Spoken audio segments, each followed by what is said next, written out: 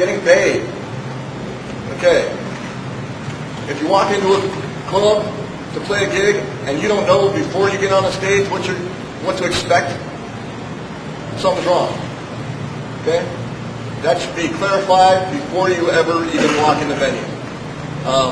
And it may be, hey, this is an audition, you're not going to get paid at all, you know, or it may be, there's various things. There's guarantees where you're going to get paid X amount no matter what happens, but don't expect that if you don't have it, you know, in writing or at least a verbal confirmation of that. A lot of local venues don't want to bother with contracts for every band because they got 4 bands a night, like 4 or 5 nights a week. That's 16, 20 bands a week. That's a shitload of contracts. Nobody wants to pay a lawyer to do that much work. But if you can get agreements, you know, there's usually a standard deal. At Herman's on a Thursday night, you're going to get tickets to hand out. Every band will have different colored tickets. That's how they know who came to see what band. And you pay $3 to get in with the ticket. We're going to take $2 of that and give it to the band.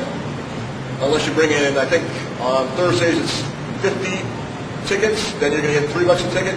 You bring 100, you're going to get $4 a ticket plus a $100 bonus, you get $500. But you got to bring in 100 tickets to get that. If you walk in thinking we're going to get $500 and then only 20 people show up, you're going to be disappointed. You know, the deal is, and every venue is different. They got different ways of doing it. I know at the Bluebird for many years, they take out, from whatever comes in at the door, they take out money to pay the sound guy and the light guy and the security guys.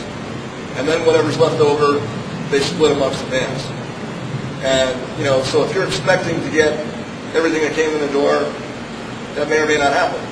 And here again, if you got clout, if you're a band that has played a lot in this venue and you sell it out, or you pack it, you bring in a good crowd every time, you can negotiate a guarantee.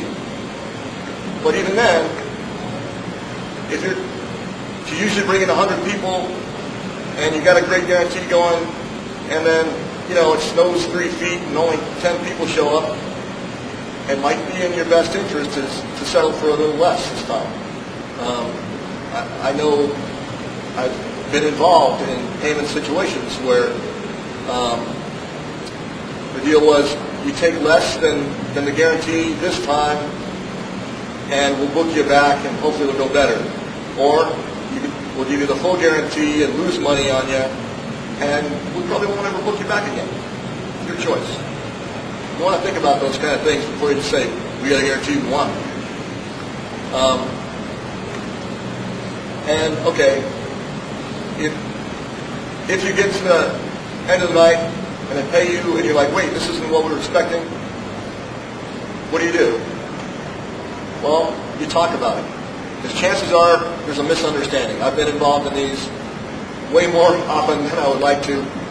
Sometimes, most often, it's a misunderstanding on the band's side because whoever did the booking is not the person who's coming to get the money and maybe doesn't know what the deal really was. But sometimes it's the venue's mistake.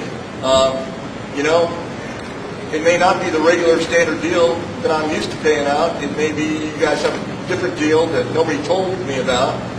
And, you know, if that's the case, I'm more than happy to call up the boss and say, hey, are these guys supposed to get this instead of that? And if that's the case, they'll tell me, and we'll straighten it out. In any case, people who pay bands are used to explaining this. So don't be afraid to ask. If you don't understand why you're getting the amount you're getting, don't be afraid to ask. That can eliminate a lot of bad vibes right there if you understand exactly what's happening.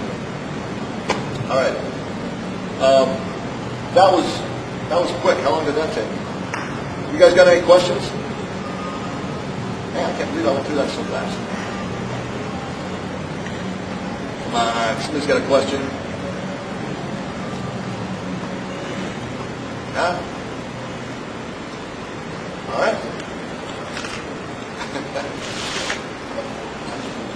Thanks very much.